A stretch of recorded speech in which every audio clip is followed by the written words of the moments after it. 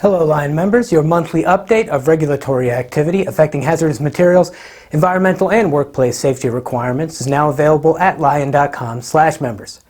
I'm Roger with Lion. Let's jump right into the highlights from this month's exclusive member update.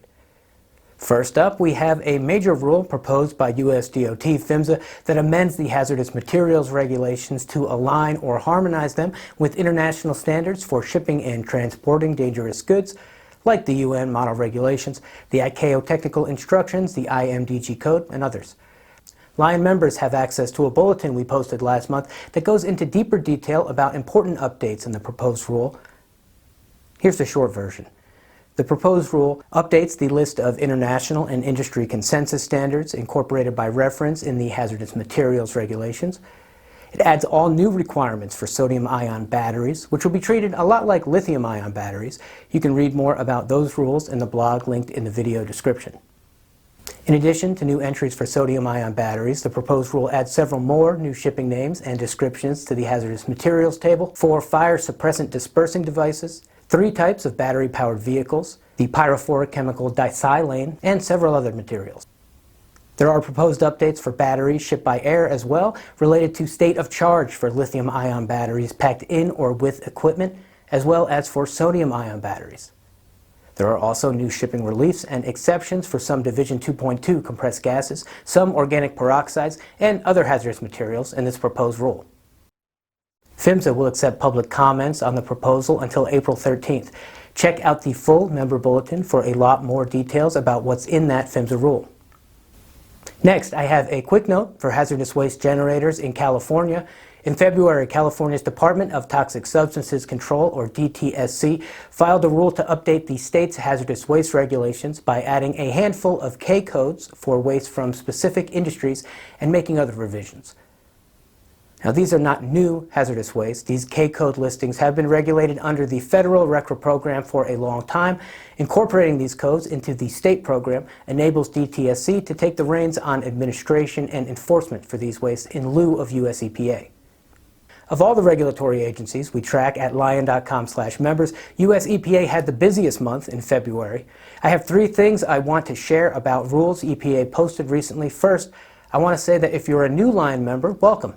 You've received this compliance bulletin because you completed environmental, health and safety, or hazardous materials training with Lion in a workshop, a live webinar, or an online course. That makes you a Lion member with access to benefits for members, including the Finder Q&A service. Use it to get informed answers to your compliance questions from Lion instructors and subject matter experts. You can submit a question at lion.com/members now, where you'll also find unique resources like summaries of each U.S. state's hazardous waste regulations, recorded webinars, and the monthly regulatory summary. If you have questions about membership, reach out to us anytime, or check out the welcome video linked in the video description for a rundown of what's included when you train with Lion.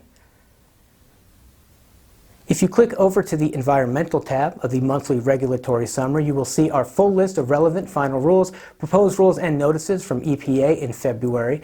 That includes a couple of hugely consequential deregulatory actions.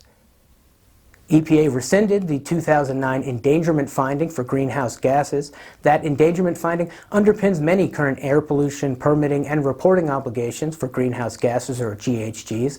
The agency also repealed Clean Air Act GHG emission standards for vehicles and engines. Secondly, EPA extended some key compliance deadlines last month. For certain critical uses of the chemical trichloroethylene, or TCE, stakeholders now have until May 18, 2026 to comply with provisions finalized in late 2024. EPA also extended the deadline for greenhouse gas reporting until October 30th, 2026, which will give the regulated community time to see how the big picture of greenhouse gases under the Clean Air Act shakes out this year. And third, just last week, on March 5th, EPA proposed a rule to establish a sunset date for using paper copies of the Uniform Hazardous Waste Manifest and requiring transition to the e-manifest system for anyone who's not yet using it to document hazardous waste shipments. You can find a link to that proposed rule in the video description. Members, keep your eyes peeled for a member bulletin exploring that rule coming to lion.com/members soon. Thank you for training with Lion Technology and for sticking with me through the end of this video. Those are just some of the rulemakings that EH&S professionals should know about this month. Visit lion.com/members now to view the full monthly regulatory summary and the recent member bulletin about PHMSA's rule to harmonize the HMR with international requirements. Check out our previous update videos for January and February, and make sure you're subscribed to our channel so you don't miss anything. Thank you again. I'll see you next month with another update.